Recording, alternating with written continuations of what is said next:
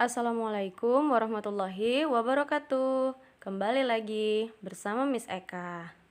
Abang kakak, bagaimana kabarnya hari ini? Semoga kamu dalam keadaan sehat, dalam lindungan Allah. Dan Miss Eka juga berharap kamu masih semangat untuk mengikuti pembelajaran kita hari ini. Nah, hari ini kita kembali bertemu di mata pelajaran tematik. Hari ini kita akan melanjutkan materi kita dan kita juga akan masuk ke materi pembelajaran kita yang baru. Seperti biasa, sebelum kita mulai pembelajaran, kita harus berdoa dulu. Nah, mari kita ucapkan lafaz basmalah bersama-sama. Bismillahirrahmanirrahim. Semoga pembelajaran kita hari ini menyenangkan, diridhai oleh Allah, dan insya Allah ilmunya bermanfaat untuk kamu. Langsung saja kita masuk ke materi pembelajaran kita hari ini.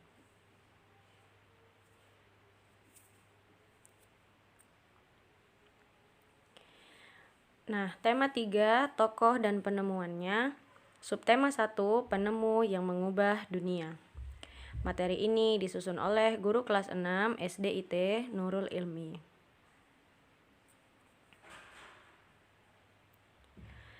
Adapun tujuan pembelajaran kita hari ini, yang pertama, setelah berdiskusi, siswa mampu mengidentifikasi 6 contoh hak dalam kehidupan sehari-hari dengan benar. Kedua, setelah berlatih, siswa mampu menyanyikan nada-nada sesuai intervalnya dengan tepat. Nah, setelah membaca teks tentang penemuan listrik, siswa mampu menyebutkan informasi penting dari teks eksplanasi ilmiah dengan mandiri. Kemudian yang terakhir, dengan percobaan, siswa mampu mengidentifikasi rangkaian seri dan pemanfaatannya dalam kehidupan sehari-hari dengan lengkap. Nah, di sini Miss Eka mengingatkan di awal bahwa untuk pembelajaran daring kita tidak melakukan percobaan ataupun prakarya dikarenakan karena keterbatasan waktu dan tempat kita tidak bisa bertemu secara langsung, tapi kita akan tetap mempelajari apa itu mengenai rangkaian seri dan manfaatnya dalam kehidupan sehari-hari.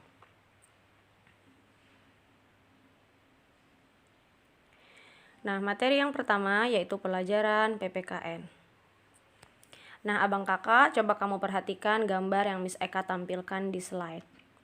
Nah, di situ ada Edo yang sedang membaca buku. Kalau kamu perhatikan di sekitar Edo banyak terdapat benda-benda elektronik yang menggunakan listrik. Benar. Nah, apa saja bendanya?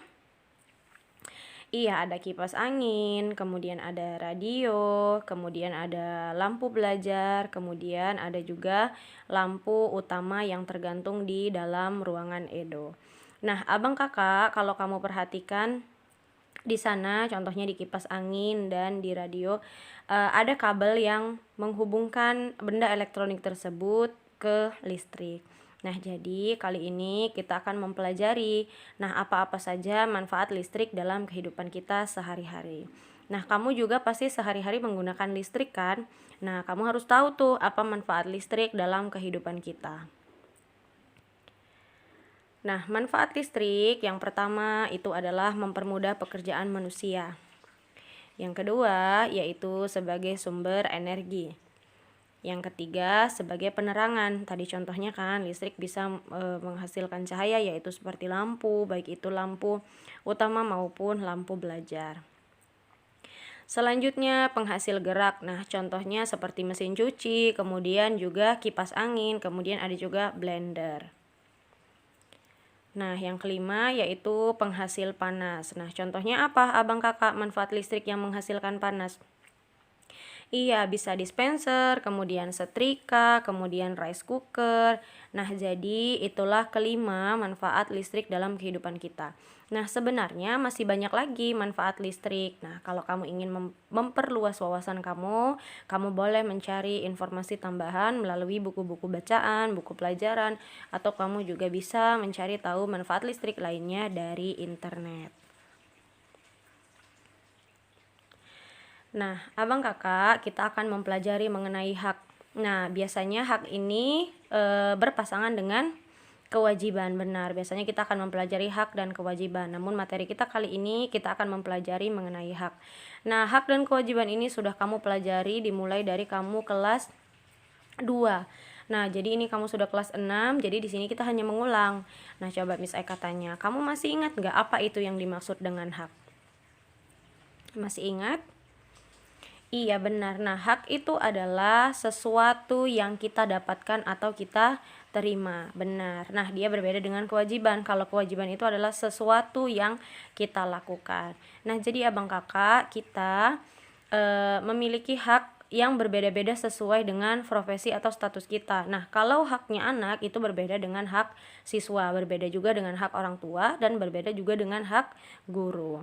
Nah, coba di sini Miss Eka akan menampilkan beberapa gambar. Nah, yang pertama, kamu perhatikan di sana terlihat gambar seorang anak yang sedang memakai seragam sekolah, dia sedang duduk di kelasnya, kemudian dia sepertinya sedang belajar. Nah, di sini ditanya, menurut kamu, apakah dia sudah mendapatkan haknya untuk memperoleh pendidikan? Iya, sudah. Nah, jadi sebagai seorang anak, salah satu haknya itu adalah memperoleh pendidikan. Nah, merupakan kewajiban orang tua untuk memberikan pendidikan yang baik atau menyekolahkan anaknya. Jadi pada gambar pertama sudah jelas ya bahwa anak tersebut sudah memperoleh haknya dalam pendidikan. Nah, coba kamu perhatikan di gambar yang kedua, di mana ada orang tua, satu ibunya tuh sedang main handphone ya atau main gadget, kemudian ayahnya juga sedang main gadget sambil menonton TV, kemudian anaknya sedang belajar. Nah, di sini ditanya, menurut kamu, apakah anak tersebut sudah mendapatkan haknya untuk memperoleh kasih sayang? Sudah atau belum? Iya, belum. Kenapa belum? Karena di saat seorang anak, salah satu hak seorang anak itu adalah memperoleh kasih sayang. Nah, contohnya di situ ketika seorang anak sedang belajar, jadi kewajiban orang tua untuk mendampingi, menanyakan bagaimana tugas anak tersebut gitu. Sedangkan di situ terlihat bahwa orang tuanya sibuk sendiri gitu, tidak memperhatikan anaknya yang sedang belajar atau mengerjakan tugas. Jadi si anak di sini belum memperoleh haknya, yaitu memperoleh kasih sayang. Nah, coba lihat yang ketiga. Di sini ada orang tua dan anaknya. Coba kamu perhatikan tangan ayahnya. Nah, tangan ayahnya itu seperti kalau kita tunjukkan dengan kalimat seperti seolah-olah ayahnya itu mengatakan shh atau diam. Nah, jadi menurut kamu, apakah anak tersebut sudah mendapatkan haknya untuk menyampaikan pendapat? Iya benar. Jadi anak tersebut belum mendapatkan haknya. Jadi ketika kalau kamu lihat di situ anaknya seperti sedang mengemukakan pendapat, dia berbicara. Kemudian sang ayah itu mengatakan untuk diam gitu, tidak boleh menyampaikan pendapat. Nah, jadi orang tua tersebut tidak memberikan hak anaknya karena hak anak itu adalah menyampaikan pendapat. Jadi sebagai orang tua di sini dia melakukan kesalahan bahwa dia tidak memberikan kesempatan anaknya untuk menyampaikan pendapat. Kemudian di gambar yang terakhir, kamu perhatikan di sana ada 3 orang, di mana orang yang satu itu terlihat seperti dia sedih, murung. Kenapa dia murung? Coba kamu perhatikan dua temannya. Dia itu sedang menertawakan atau membuli ya. Nah, kamu pasti itu tidak asing dengan kata bully. Nah, bully itu seperti mengejek, kemudian mempermalukan orang lain. Nah, di sini ditanya, menurut kamu, apakah anak tersebut sudah mendapatkan haknya untuk memperoleh hidup yang aman? Benar, anak ini juga belum memperoleh haknya untuk hidup aman.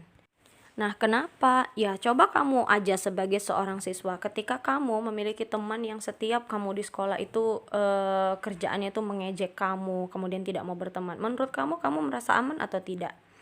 Tidak kan? Nah, itu juga yang dialami pada gambar tersebut. Nah, anak tersebut tentu tidak memperoleh haknya untuk hidup dengan aman. Kenapa? Ya, dia merasa tidak aman karena dia itu dipermalukan, dibully dan diejek oleh temannya. Nah, di sini di gambar ini juga mengingatkan kamu bahwa kamu sesama teman kamu bagaimanapun keadaannya, kemudian apa barang yang dimilikinya, kamu tidak boleh mencemooh, mengejek, apalagi sampai menghina. Nah, kamu sudah merampas hak anak tersebut untuk hidup dengan aman.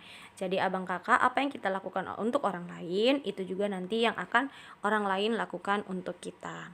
Nah, itulah mengenai contoh-contoh dalam kehidupan sehari-hari bagaimana anak sudah mendapatkan haknya atau belum. Selanjutnya, nah di sini ada latihan. Nah, abang kakak, di sini ada tabel di mana di tabel tersebut terdapat 3 kolom, yaitu hak di rumah, hak di sekolah, dan hak di tengah masyarakat. Nah, silahkan kamu kerjakan tabel tersebut menurut kamu. Hak di rumah, kamu sebagai seorang anak. Nah, kalau kamu hak di sekolah berarti hak sebagai siswa. Nah, kalau hak di tengah masyarakat berarti kamu sebagai warga atau sebagai seseorang yang tinggal di lingkungan tertentu. Nah, apa-apa saja hak yang kamu peroleh di rumah, kemudian di sekolah, kemudian di tengah masyarakat. Tadi contohnya sudah Miss Eka katakan ya, kalau contoh di rumah, hak di rumah adalah mendapatkan kasih sayang dari orang tua. Boleh kalau mau kamu tambahkan. Nah, silahkan kamu cari informasi tersebut, kamu isikan di dalam tabel yang sudah disediakan. Nah, abang kakak silahkan kerjakan latihan ini dengan baik dan sungguh-sungguh. Selanjutnya kita masuk ke materi SBDP. Nah, kalau di tema sebelumnya materi SBDP kita berhubungan dengan menari, di materi kali ini kita akan berhubungan dengan lagu dan interval nada. Nah, kita akan berlatih menyanyikan solmisasi tangga nada berikut. Nah, kalau kamu perhatikan yang namanya solmisasi di kelas sebelumnya juga Miss Eka sudah pernah menjelaskan bahwa solmisasi pada tangga nada itu ada 7 nada. Nah, ditambah dengan 1 nada tinggi menjadi 8. Nah, kalau kamu perhatikan not angkanya itu ada 1, 2, 3, 4, 5, 6, 7, kemudian 1 dengan titik di atas. Jadi tidak ada 8 ya abang kakak. Nah, kalau nadanya yaitu adalah do, re, mi, fa, sol, la, si, do. Iya, namun cara menyebutkan atau melafalkan nadanya kan bukan seperti itu.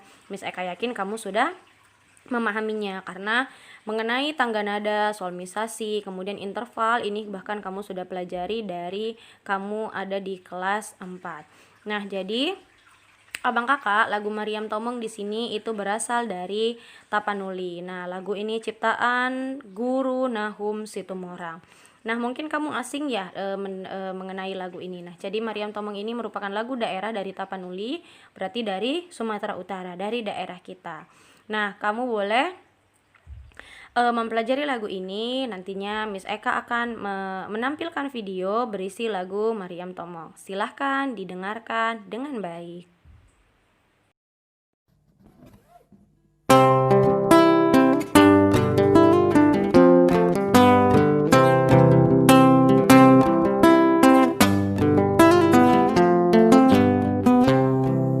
Selendang madi kinjang kain panjang madi toru pangeol ni konting masong ondeng kemamangon lu Mariam Tomong dainang sinapang masin Mariam Tomong dainang sinapang masin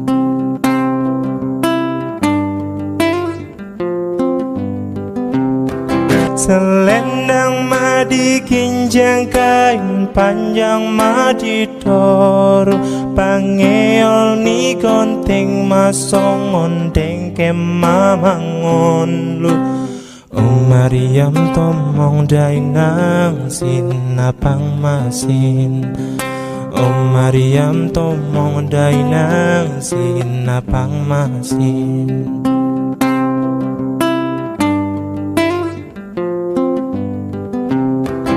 Selendang madi kinjang kain panjang madi toru pangeol ni konting masong ondeng kemamangon Mariam Tomong dainang sinapang masin Mariam Tomong dainang sinapang masin. Nah, itulah lagu Mariam Tomong yang berasal dari Tapanuli. Bagaimana lagunya? Menyenangkan kan? Iya, nah jadi bahkan lagu itu juga memiliki makna yang sangat dalam. Nah, jadi abang kakak, video tersebut boleh kamu ulang-ulang. Silahkan kamu pelajari mengenai lagu Mariam Tomong. Selanjutnya kita masuk ke materi bahasa Indonesia. Nah, di sini kita akan mempelajari mengenai teks eksplanasi ilmiah. Nah, apa itu teks eksplanasi ilmiah? Nah, teks eksplanasi ilmiah adalah teks eksplanasi yang menerangkan suatu proses yang bersifat ilmu pengetahuan alam, seperti gejala alam, terjadinya pelangi, proses arus listrik, dan sebagainya. Teks eksplanasi berfungsi untuk memberikan penjelasan kepada pembaca tentang proses terjadinya sesuatu, yang disusun menurut prinsip sebab akibat. Nah, teks eksplanasi ini biasanya terdiri atas pernyataan umum, yaitu pembukaan, deretan penjelas atau isi, dan penutup atau kesimpulan. Nah, bagian pernyataan umum biasanya berisi informasi singkat tentang apa yang akan dibicarakan atau diinformasikan. Bagian deretan penjelas berisi urutan uraian atau penjelasan tentang proses dari peristiwa yang terjadi dan dijelaskan secara bertahap atau berurutan. Nah, bagian penutup adalah kesimpulan yang berisi interpretasi atau pendapat singkat penulis tentang topik yang dijelaskan. Nah, abang kakak, itulah teks eksplanasi ilmiah. Namanya saja sudah teks eksplanasi ilmiah, di mana teks ini menjelaskan atau menerangkan proses yang bersifat ilmu pengetahuan. Nah, contohnya seperti gejala alam, terjadinya pelangi, proses arus listrik, dan sebagainya. Nah, kalau kamu mengingat di materi sebelumnya itu ada teks eksplanasi ilmiah mengenai penemu arus listrik. Nah, jadi teks eksplanasi ini fungsinya sangat bermanfaat, yaitu memberikan penjelasan kepada kita pembacanya tentang proses terjadinya sesuatu.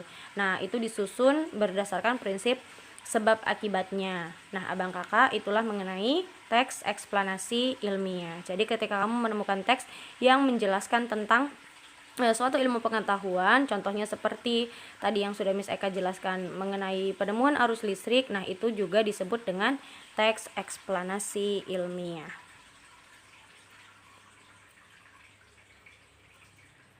Nah, selanjutnya kita ke materi pembelajaran IPA. Nah, di sini ada gambar rancangan lampu seri sederhana. Ya, inilah dua lampu di rangkaian seri. Nah, abang kakak, di pembelajaran sebelumnya kita sudah mempelajari tentang rangkaian seri dan rangkaian paralel. Nah, kalau kamu perhatikan di sini ada lampu dengan rangkaian seri sederhana, di mana kamu perhatikan di situ menggunakan dua baterai yang dirangkai secara seri, kemudian ada kabel dan ada dua lampu. Nah, sederhananya untuk mengingat rangkaian seri dan paralel adalah kalau rangkaian seri biasanya lampu itu disusun secara sejajar. Nah, kalau dia paralel di pembelajaran sebelumnya kamu perhatikan lampu itu disusun secara bertingkat. Itulah yang membedakan antara rangkaian seri dengan rangkaian paralel. Nah, itu contohnya. Kemudian, nah abang kakak di sini kan kita tidak melakukan percobaan untuk membuat lampu rangkaian seri ini. Nah, tapi di sini Miss Eka juga mengingatkan bahwa ketika kita praktek atau membuat percobaan, terdapat panduan keselamatan kerja. Nah, apa saja? Nah, pastikan bahan yang kita gunakan itu dalam kondisi baik, terutama contohnya baterai yang kita gunakan tidak berkarat atau bocor sehingga tidak akan menimbulkan kegaduhan. Kemudian yang kedua, itu pastikan tangan bersih dan kering saat melakukan percobaan.